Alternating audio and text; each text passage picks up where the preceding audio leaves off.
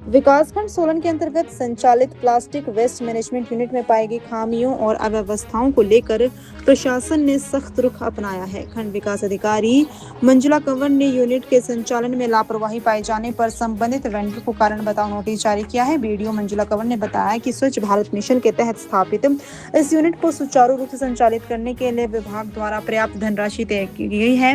सोलन विकासखंड की 37 पंचायतों से प्लास्टिक कचरा एकत्रित कर उसके वैज्ञानिक निस्तारण के लिए वेंडर के साथ समझौता किया गया था। हालांकि पिछले कुछ समय से यूनिट के संचालन को लेकर लगातार शिकायतें प्राप्त हो रही थी। शिकायतों के मद्देनजर बीडीओ ने स्वयं यूनिट का निरीक्षण किया।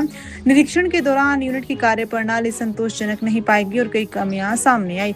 इसके बाद संबंधित वेंडर को नोटिस जारी कर टेंडर की शर्तों के अनुरूप कार्य करने के निर्देश दिए गए हैं। मंजुला कंवर ने स्पष्ट किया कि प्लास्टिक कचरे के उचित प्रबंधन और निस्तारण में किसी प्रकार की लापरवाही बर्दाश्त नहीं की जाएगी। उन्होंने बताया कि वेंडर की 1 माह की भुगतान राशि भी फिलहाल रोक दी गई है।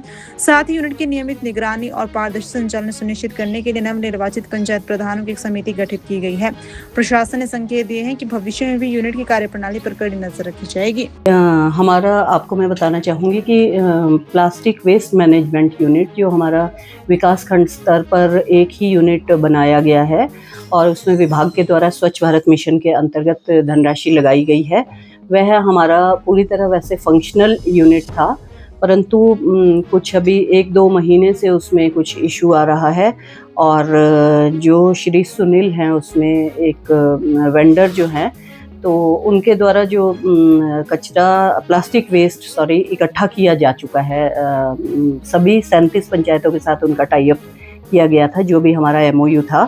परंतु अभी मेरे द्वारा भी इसमें एक दिन औचक निरीक्षण किया गया है, तो वहाँ पर मुझे कुछ जो स्थिति थी वो सही नहीं मुझे लगी है। तो उन्हें इस बाबत हमने नोटिस जारी किया है कि वो जो भी उन्होंने हमारे साथ जिन टर्म्स एंड कंडीशंस पर कार्य हमारे साथ किया था, उन्होंने यहाँ पर जो टेंडर लिया था तो उसके अनुसार वे कार्य करें। तो इसमें जी अभी उनकी 1 माह की पेमेंट अभी लंबित है और वास्तव में उनका जो टेंडर था वो अप्रैल 26 तक था।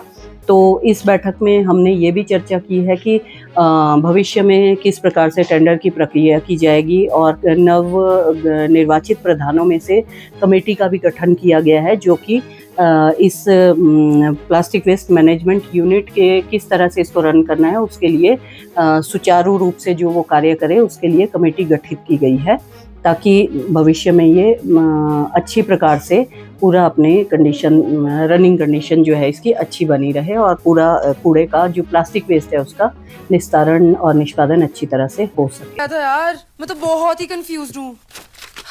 उन्हीं को बुलाया जो परदादी की शादी में थे। परदादी की? नाना नानी की शादी में भी थे, नाना नानी की और मम्मी पापा की शादी में भी आए थे। कौन है बताओ? फतेहचंद ज्वेल्स जो 5 जनरेशन से हरियाणा हिमाचल के प्रेफर्ड वेडिंग ज्वेलर्स हैं। और अब उनके नए डिजाइन्स, वही शादी वाली फैलावट, 30% कम वेट पे, गर्दन पे भी बोझ नहीं और तेरी पॉकेट पे भी नहीं। मेरी पॉकेट? पर इसका बिल तो आप भर रही हो ना दीदी।